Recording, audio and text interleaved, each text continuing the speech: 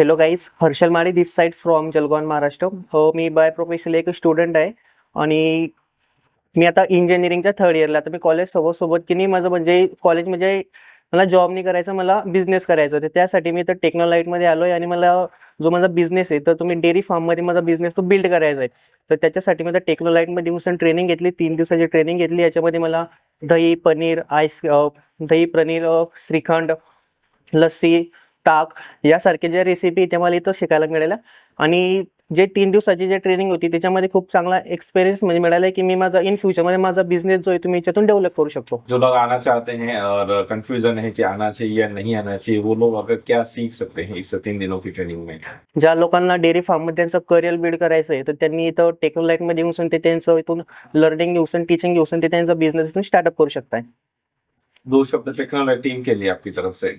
टेक्नोलाइट is a best platform. There is a मतलब या ठिकाणी तुमचे काही डाऊट वगैरे काही नवीन जे काही शिकायचं जसं की आईस्क्रीम वगैरे किंवा डेअरी बेसिस त्याची म्हणजे त्याची ट्रेनिंग वगैरे तुम्हाला इथे चांगल्या पद्धतीमध्ये मिळू शकते. Thank you sir. Okay, thank you.